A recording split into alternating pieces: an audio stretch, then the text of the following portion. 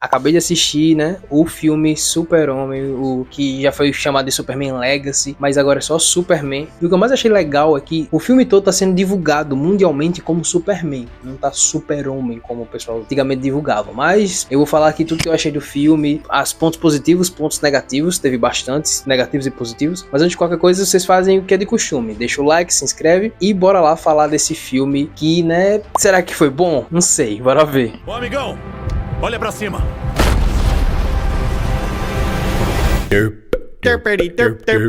E aí galera, tudo bem com vocês? Para vocês que não me conhecem, deixa eu me apresentar. Eu sou Dodó. Tem muita coisa que eu tenho pra falar sobre esse filme, mas a primeira em especial é que esse filme, ele não é um filme de origem, graças a Deus. Uma coisa que eu fiquei com muito medo é que o James Gunn fosse lá e fosse explicar desde a adolescência dele, da infância dele, e não. Esse filme ele foi direto ao ponto, começa ali com os lettering já explicando como é que as coisas aconteceram, e isso aí já é um ponto positivo pra mim, ó. É tipo você ter que apresentar o Homem-Aranha e contar da história de origem dele tudo de novo, o que seria muito cansativo, porque assim, querendo ou não, o Super-Homem, ele é um super-herói muito famoso, então raramente você vai encontrar uma pessoa que não saiba a história de origem dele. Então matar isso daí de primeira já foi...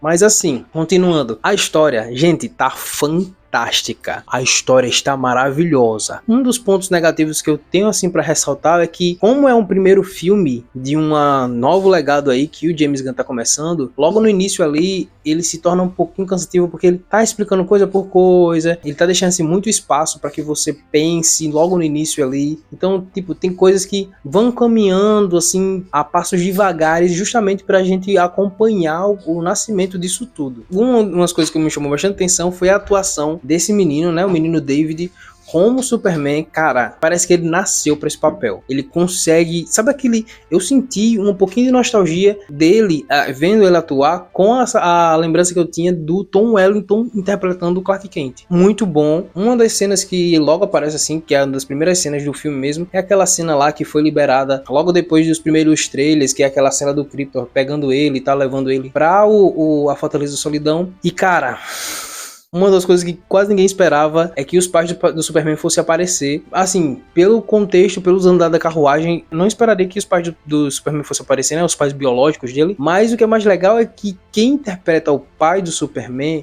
E já foi confirmado, já vi isso, o pessoal dizendo que vai aparecer sim. Nas próximas produções do Superman, o pai do Superman vai aparecer de novo. É o Bradley Cooper. Aí você diz, tá, quem que é o Bradley Cooper? O Bradley Cooper, meus amigos, queridos amigos, é ninguém mais, ninguém menos, a pessoa que dá a voz para o Rocket Raccoon do Guardiões da Galáxia. É esse ator aqui. Com certeza você já viu ele no Se Beber Não Case. Pois é ele. Pronto, naquele filme Nasce Uma Estrela com a Lady Gaga. Tem o Bradley Cooper e a Lady Gaga. Esse é o pai do Superman. Eu achei bastante legal. Eu não imaginaria ele sendo o pai do Superman, mas assim, botando ele de lado a lado com o ator do primeiro filme, que foi o Marlon Brando, que deu a vida ao pai do Superman, cara, ficou até parecido um pouquinho. Outra surpresa pra muita gente foi que, cara, o Lex Luthor, minha nossa senhora, a gente tem que dar os parabéns para o James Gunn, porque, amigos, não é qualquer um que faz um vilão tão fiel aos quadrinhos como aquele cara fez. Uma das coisas que eu via muito o Zack Snyder pecando é que quando ele trouxe o Lex Luthor para aquele filme do Superman, né, da Origem da Justiça, que é o Superman vs Batman, Batman vs Superman, ele deixou o Lex Luthor muito parecido com um Coringa, tipo, muito feliz e tal, muito psicopatazinho, muito feliz. Cara, ele não, ele é isso aí que o James Gunn fez, é metódico,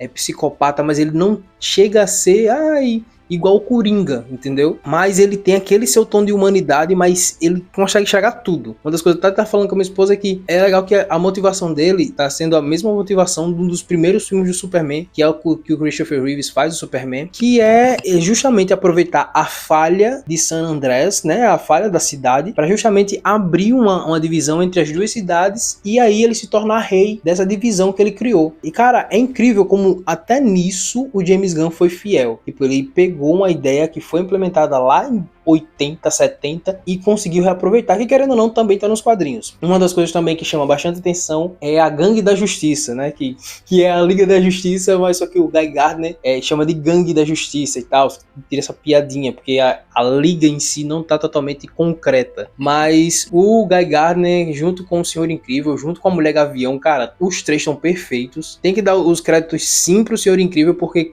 da metade do filme pro final é ele e o Superman e só, maluco. É ele e o Superman só, junto com a Lois Lane, que desvenda as coisas e vão resolver as coisas. Tem que dar os parabéns pro Senhor Incrível, né? Que a galera tá chamando de Hélio de la Penha, mas parece demais o Hélio de la Penha. Fizeram até uma montagem do Hélio de la Penha com a roupa do Senhor Incrível. Mas o Senhor Incrível tá com um destaque muito bom. A Mulher Gavião, ela não tem aquele destaque todo, porque ela, junto com o Guy Gardner, que é o Lanterna Verde, eles meio que servem como alívio cômico, mas em muitas vezes o Guy Gardner também se sobressai. Por ele ser um alívio cômico assim, mais pesado do que a Mulher Gavião, ele consegue entregar bastante, e também os poderes dele usando a lanterna chega a ser cômico, é engraçado, e justamente é assim que o Guy Gardner é nos quadrinhos, tá? Nos quadrinhos da DC, o Guy Gardner, ele é um Lanterna Verde engraçado, por isso que o cabelo dele é daquele jeito, por isso que as roupas dele são daquele jeito, porque é justamente proposital para vocês olhar pra cara dele e achar ele engraçado. Uma das coisas também que me chamou bastante atenção foi uma das coisas que eu falei que o Lex Luthor iria fazer num review que eu fiz aqui do último trailer do Superman, que foi a questão do Lex Luthor criar um universo de bolso para ele, que é entre duas realidades, e ele consegue abrir essa fenda dimensional onde ele consegue governar ali dentro. Maluco, eu tenho que ser sincero com uma coisa, principalmente no cinema me deixou tenso, principalmente em filmes de herói, mas aquela cena com uma arma, maluco,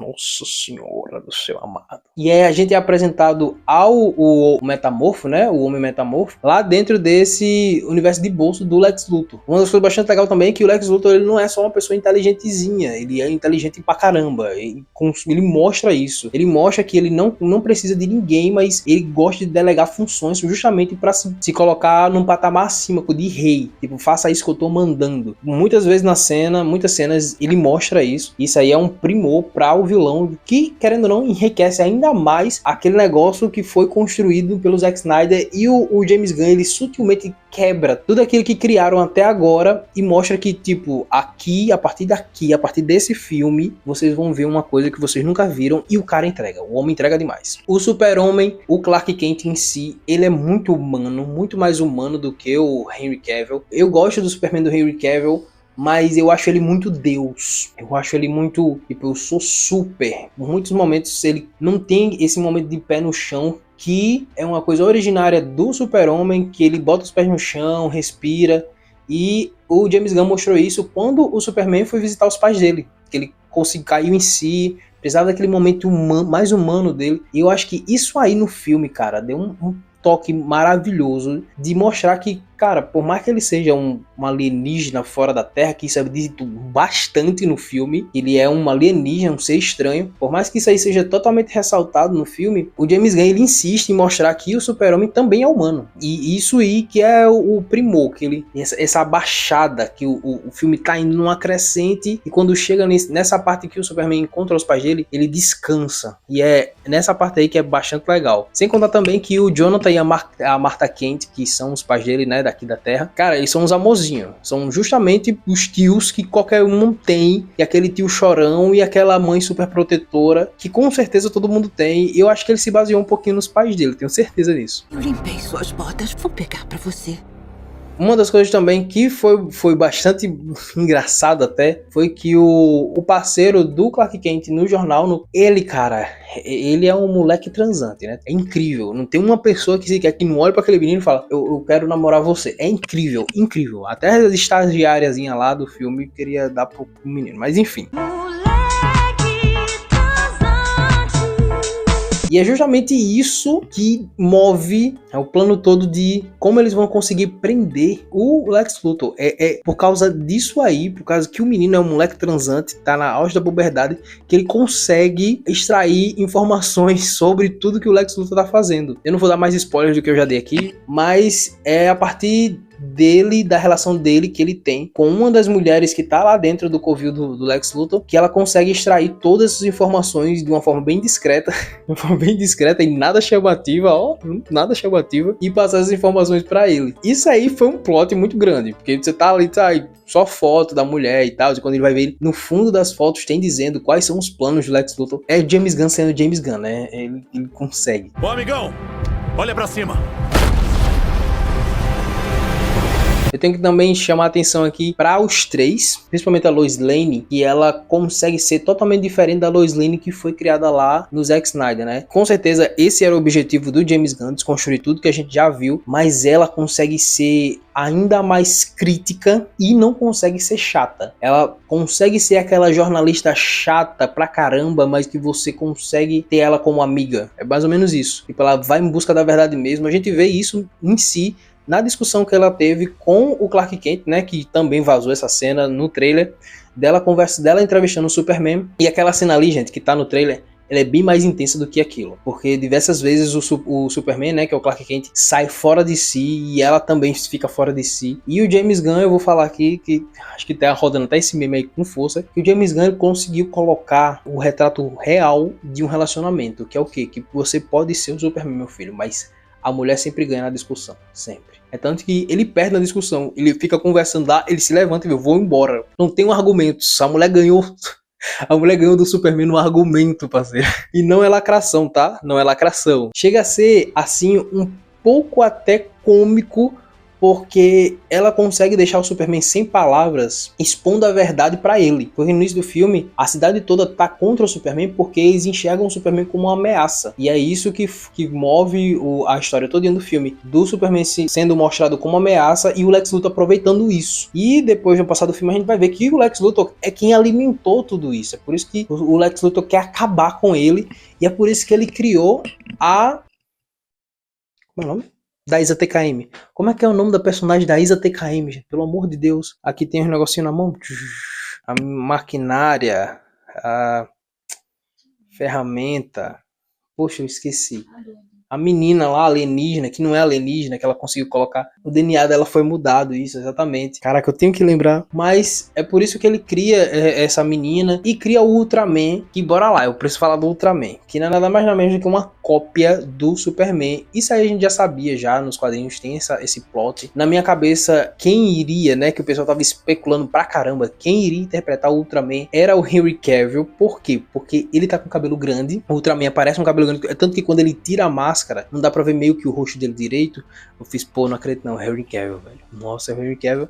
Mas não, era a cara do David lá também. É um gêmeo dele, né? E até o Lex Luthor brinca dizendo, eu copiei seu DNA, por isso que é assim que eu consegui entrar dentro da Fortaleza da Solidão. Mas ele é burro, né? Ele é meio burro. Justamente com essa burrice dele que o Superman consegue vencer ele. E é incrível como o James Gunn consegue botar essa parte humana, que a gente sinta as dores que o Superman tá sentindo, que na parte que ele desloca o ombro, maluco, me deixou agoniado. Uma das coisas também que foi uma revelação, foi a cara aparecendo do nada lá, que é a Supergirl. Cara, eu achei maravilhoso, cara. Eu achei muito lindo, muito bonito. Quando ela apareceu, ninguém expressou reação nenhuma. Eu fiquei com ódio. Parece que todo mundo já sabia já dos spoilers, tudo, era só eu que não sabia. A cara apareceu lá. Cara, foi muito bom. Eu tinha criança e adolescente. Cara, eu tivesse uns velhos ali, os velhos iam dar uma gritada certeza. Como eu disse, é a abertura do universo que o James Gunn tá começando a criar agora. E eu espero que assim que ele aprenda com as coisas que a Marvel não tá fazendo, né? E assim, assistindo esse filme eu posso ver que ele realmente tá deixando as coisas bem fiéis às histórias originais dos Super-Homens e de toda a Liga da Justiça. É um dos poucos filmes de Superman que eu consegui assistir e não fiquei agoniado. Eu não consigo assistir o Man of Steel, eu não sei porquê, eu não consigo assistir o Man of Steel, que é o do Zack Snyder, mas eu consigo assistir o filme da Liga da Justiça, o do Batman vs Superman, mas Man of Steel, aquele filme de origem, eu não consigo. Tem N coisas que eu poderia apontar aqui, tipo a questão das referências que ele deixa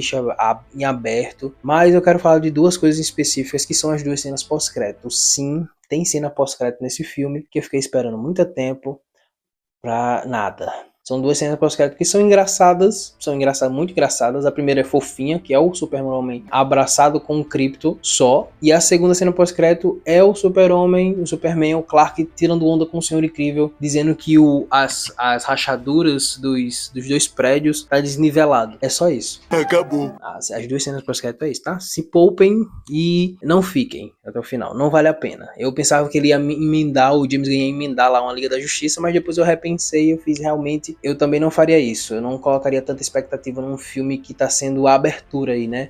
Eu até comentei com a minha esposa que esse filme tá meio que sendo o Homem de Ferro pra DCU, que é o universo cinematográfico da DC, né? Da DC Comics. Então ele meio que tá abrindo aí para esse universo todo compartilhado que o James Gunn vai fazer. Mas é isso, galera. Eu assisti o filme, eu amei.